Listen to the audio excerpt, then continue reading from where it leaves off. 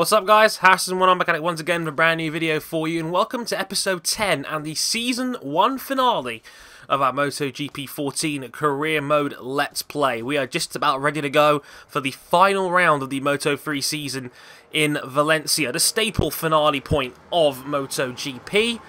For those who haven't seen it yet, this is where it stands with the Sky Racing Team VR46. We're actually getting up there in terms of upgrades now and whatnot. Yeah, we're currently 4th in the championship with 202 points. One more round to go. We are not going to win the title this year, as you can see. If we just go to standings real quick. As you can see, Marquez is MotoGP World Champion again.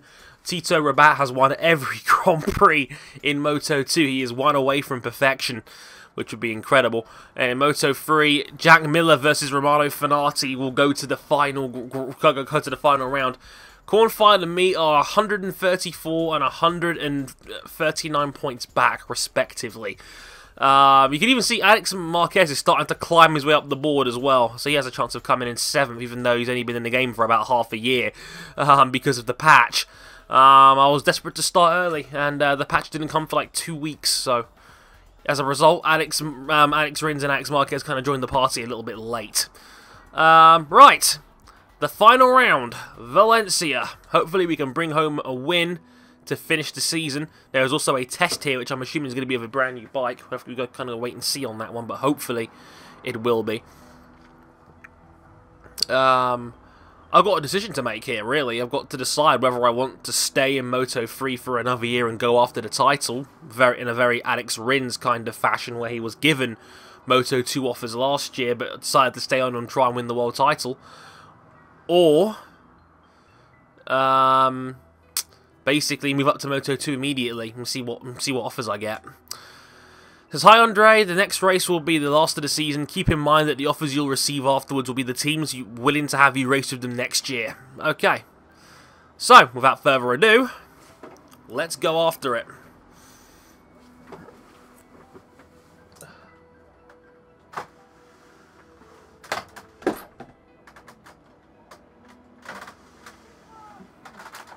Just had to readjust the volume on my TV, it was a little bit low. But, yeah, here we go, the final round. So we can finish the season strong. And, yeah, hopefully bring home a win, get to about the 225 point mark, and that'd be pretty sweet. If I could beat Cornfile and take 3rd overall, that'd be pretty nice, actually. Not bad for a guy that's hopped around on 3 different teams and was with the terrible Grassini team for the first half of the year. But yeah, I also want to give a shout out to my man Elusive Kev. He did a very, very good video on Challenge the Champions, one of the new modes in this year's game, Challenge the Champions mode with Alex Barros at Valencia. Elusive Kev's one of my favourite video makers, he really is. He's very informative, knows what he's talking about. He's about the same age as me, so we've been watching the sport for about the same kind of time. Very informative, quite witty, very, very good. He's kind of like the Hugh Laurie of the F1 community, I would say. So if you haven't seen it, check his channel out. I'll put a link to it in the description. But yeah, here we go. Season finale. This should be a fun one. But that doesn't really matter, I think, on this one. But let's have a look here. I don't think I can really upgrade this time around anyway. But let's go chassis, because why not? And engineer. Let's look at the gearings real quick. They're already quite low. I think that's alright. Okay. Let's see if we can get a win. I'm a bit rusty because I haven't played in about 2 weeks, and the reason why I took about a week off from making videos was because I got sick. Pretty much. Unfortunately, what happened was I had the mother of all hay fever hits, basically, and I had a ridiculously chesty cough as a result. I literally could not talk for more than 5 minutes without coughing, and it sounded awful. So I basically decided, you know what, let me take some time out, settle down. Then I decided to start with Autosport, obviously, which just the reaction's been very good for that so far. Oh dear, that's a nasty crash, my bad. Guevara there goes down pretty nastily. But yeah, like I said, overall, thanks for your patience. A lot of people have subscribed in the meantime, which I guess is quite positive, I guess. It's kind of weird how I always gain subscribers when I don't upload videos. Maybe I'm onto something. I should take like 3 months out. Maybe by the time I come back in January, I'll have like 10,000 subs. Just out of nowhere. I don't know why that happens. It just does. But yeah, thanks to all the positive words on Autosport so far. I do really appreciate it. I'm going to have a lot of fun with that series, I think. The game feels fantastic. Very enjoyable. Very, very refined handling model for an arcade game. And just overall, very immersive and enjoyable. Right, a lot of things have changed. And I know episode 9 was the rumour mill, and I talked a lot about some of the current field rumours that were going around. I'll give you an update. First up, Jorge Lorenzo is one that's been talked about an awful lot. From what I've been told, Lorenzo has turned Ducati down for now. Apparently he's going to sign an extension in the next 2 weeks. He's the only one of the big four now without an extension for next year. But the talk is that apparently that's coming in the next couple of weeks. So when that happens, he'll sign an extension, and I'm hearing it's only going to be the 1 year, which is also interesting because apparently he's keeping the door open to join Ducati. I think he's a big fan of the guys in charge. He's friends with the guys in charge at Ducati, from what I've been told. And yeah, he's keeping his options open, and knowing Ducati could probably offer a guy like Lorenzo a stack load of cash to see if he can be the next guy to try and unlock the potential in that awful Ducati bike. Don't get me wrong, I don't think he's the guy to do it. I think if any guy can do it, it's probably Marc Marquez, who can bully that thing around the corner in a similar style to Casey Stoner. But I don't think he's the guy. Also, what do I know? It looks like Tech 3 are keeping their lineup. I know Hervé Poncharal, the team boss of Tech 3, was asked about the possibility of an all-Espargaro lineup for next year. He ruled that out. Also, the Jonas Volga rumours seem to go away because, as I said before, he's sponsored by Red Bull, and it's a bit of a conflict of interest if he joins a team sponsored by Monster, which is obviously a rival energy drink firm, which I guess isn't a good idea. So yeah, like I said, the Volg. It looks like Tech 3's going to stick with their lineup of Espargaro and Smith for next year. I'm not entirely convinced on Bradley Smith, to be honest. I like Bradley a lot. I kind of want him to stick around, but I don't see much to justify him keeping around. The problem is there's like everyone out there that might be better will probably go elsewhere. That's the problem he's got at the moment, is that there's not very many people out there who are better right now, unless he takes a chance on someone like maybe Maverick Vinales. Speaking of which, it's looking very strong according to multiple biking pages that the Suzuki team next year coming back will be Alicia Espargaro and Maverick Vinales. I'm not entirely convinced that's the right decision. Don't get me wrong, I love Maverick, I love Alicia, great talented riders. Espargaro might be the best guy in the field, not named Marquez, that we just don't know it yet, quite frankly, given he's always been on substandard bikes. But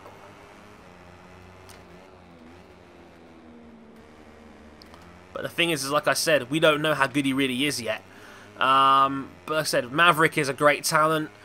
I think Maverick should stick around in Moto2 for another year and see if he can beat Rabat straight up to see how good he really is. But the guy is immensely talented for 19. Still talk about Dominique Agata getting that seat as well, but it's looking a lot like it's going to be Vinales and Espargaro. One guy is experienced, i.e. Alicia, and another guy who is young and developing, like Vinales, who's still only 19 years old. Trying to catch up here over the hill, but I think it's going to be fifth on this occasion.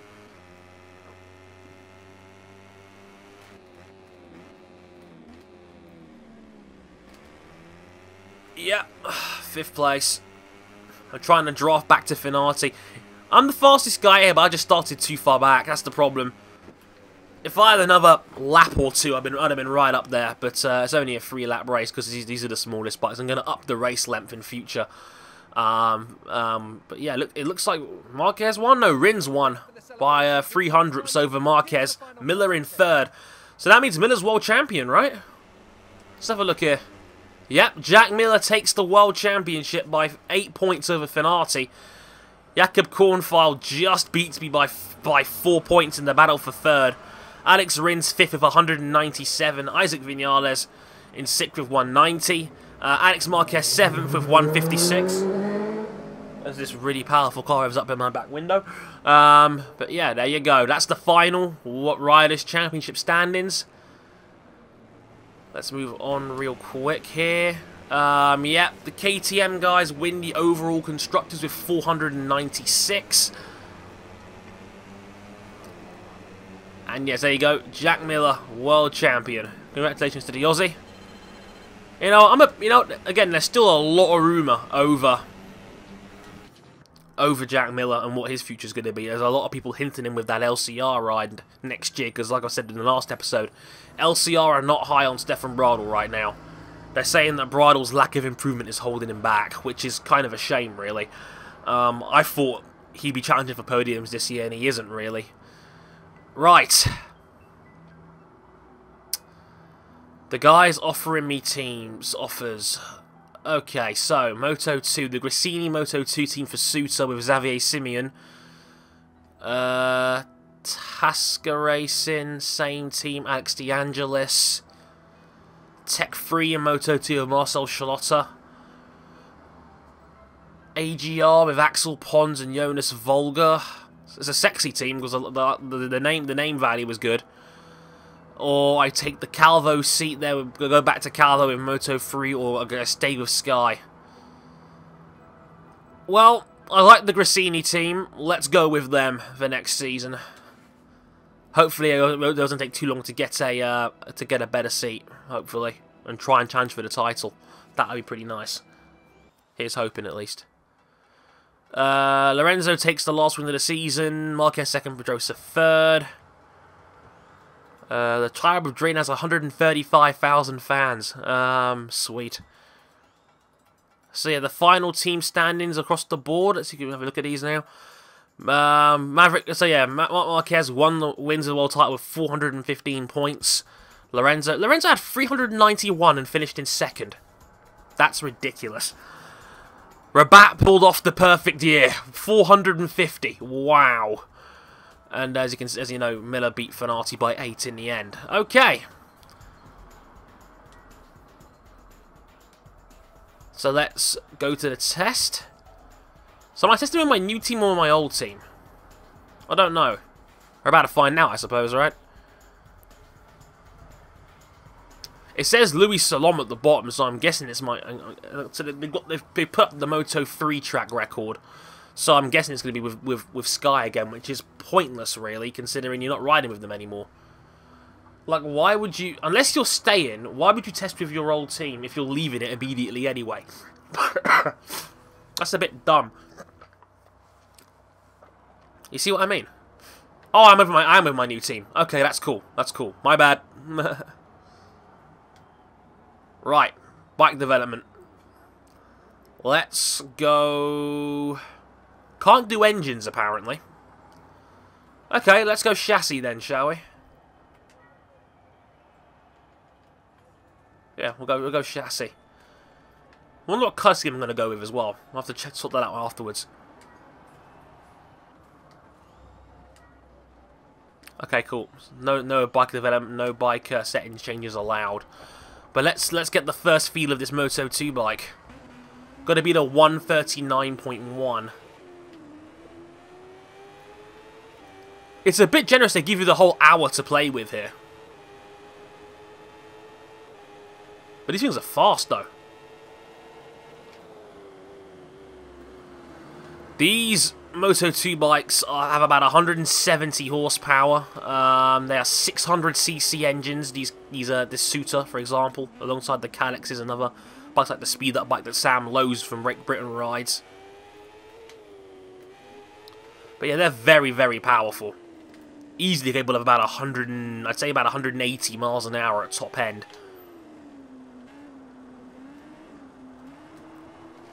But yeah, this should be very fun. This was my favourite class to use in the game, because they're very fun bikes, these. Just the right mix of power, handling ability, they're a bit chunkier.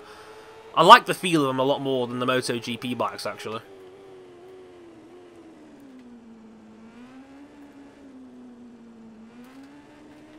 Yeah, but this is fun. It's just a shame it's a Suter. We all know that the Suter bikes are not as strong as the Calyxes for the most part. Oh dear. I've overcooked it a bit much coming out of that corner. But it's not quite the same coming out of a corner. It's a lot more explosive, obviously.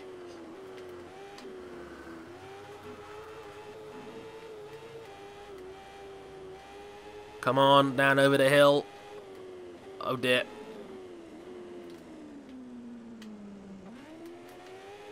Yeah, that's nice. This should do it. 139, 1 to beat. 136, I think that was. Very nice. 136.5. Excellent. So there we go. An easy pass and 3 data packs for next season. So I've already got a head start on next year, which is fantastic. Okay. I love that trophy there for MotoGP, by the way. They add a new plate to it every year. Like Marquez hauling the thing up last year, the trophy was almost as big as he was. Seeing guys like Wayne Rainey and Freddie Spencer and Valentino Rossi and Kenny Roberts Jr. all on there. But right, as you can see here, new season about to start up. There it is, my new riding gear. Looks nice, but I think we need to do some changes here. Because, you know, I like making fashion statements. I'm very Sebastian Vettel-like in that aspect. That's a nice helmet. That's a perfect match, actually. Okay, let's go dark blue on the gloves. Does that work? No, they're not dark enough. That's better. Yeah, that definitely works. Nickname Dre. Nickname colour. I'm going to go with the red on that one, actually. There we go. Boots. Do we go white? Do we go red here? I think that works. We might as well make the gloves red then, eh? Yeah, that works. Okay, and finally, rider information. We'll make that one red as well, I think.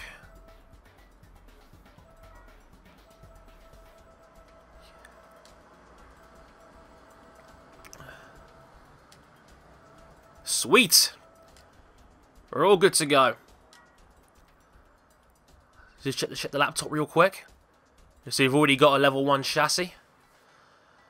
Are you ready to start? Federal Oil, Gresini, Moto2 are ready to give you all the support you need in this new adventure. In this team, we believe that setting ourselves goals is crucial to fulfilling our potential. You're more than capable of finishing in 15th place, and we're expecting you to be able to do it often. Show us what you're made of. From Fausto.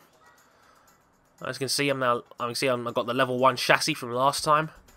I've only got one teammate, that's Xavier Simeon, which is not bad either. But yeah. Okay, we'll get the website and the standing stuff afterwards. But you're going to have to wait till next time to see that. It's the end of the season after all. On episode 11, my Moto2 debut. Until then, I've been Harrison101. Thank you very much for watching. And I'll catch you guys next time. Sayonara.